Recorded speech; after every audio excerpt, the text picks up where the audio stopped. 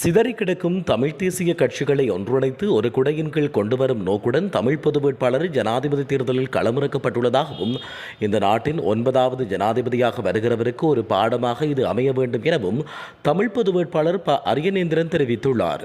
மன்னாரில் டெலோ அலுவலகத்தில் இன்று புதன்கிழமை மதியம் இடம்பெற்ற மக்கள் சந்திப்பை தொடர்ந்து ஊடகங்களுக்கு கருத்து தெரிவிக்கையிலேயே அவர் இவ்வாறு தெரிவித்தார். அவர் மேலும் தெரிவிக்கையில்,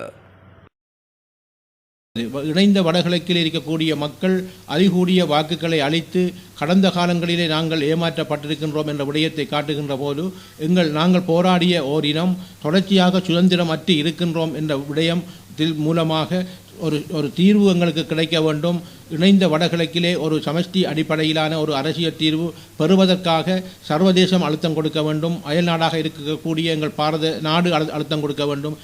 இலங்கை அரசாங்கமும் அதை புரிந்து கொள்ள வேண்டும் என்பதற்காகத்தான் இந்த நோக்கத்தை அவர்கள் கையில் எடுத்து அந்த பொது கட்டமைப்பு 83 பொது கட்டமைப்பு உறுப்பினர்களும் தமிழ் தேசிய கட்சிகளும் சேர்ந்து மொத்தமாக தமிழ் தேசிய பொது கட்டமைப்பு என்று உருவாக்கப்பட்டு அந்த தேர்தலில் இப்பொழுது அந்த பிரச்சார பணி முன்னெடுத்து கொண்டு வருகின்றது. இந்த மக்கள் அதில் புரிந்து கொள்ள வேண்டும்.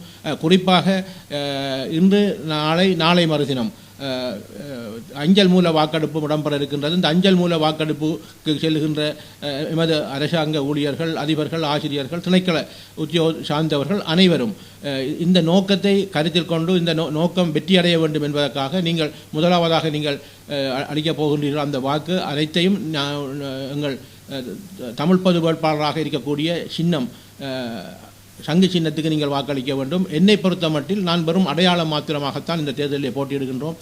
நீங்கள் இழுகின்ற வாக்கு உங்களுக்கான வாக்காகத்தான் நீங்கள் பார்க்க வேண்டுமே தவிர அது எனக்கான வாக்காகவோ அல்லது இந்த பொது கட்டமைப்பில் இருக்கக்கூடிய தமிழ் தேசிய பொது கட்டமைப்பின் நோக்கத்திற்கான வாக்காக இல்லை. தமிழனாக இருக்க வேண்டும். தமிழ் மக்கள் வடகிழக்கில் தலை நிமிர்ந்து வாழ வேண்டும். சிதறி கிடக்கின்ற எங்கள் தமிழ் தேசிய கட்டமைப்பை அல்லது தமிழ் தேசிய கட்சிகளை ஒன்றிணைந்து ஒரு கிடையின் கீழ் கொண்டு வருவதற்கான ஒரு நோக்காக நீங்கள் பார்க்க வேண்டும். இன்னும் நாங்கள் சிதறி இருப்போமாக இருந்தால், பிரிந்திருப்போமாக இருந்தால் இன்னும் பலர் எங்களை அவர்களை சிதறடித்துக் கொண்டிருப்பார்கள். ஆகவே இந்த நல்ல நோக்கத்துக்காக இந்த தேர்தலில் நாங்கள் போட்டியிடுகின்றோம்.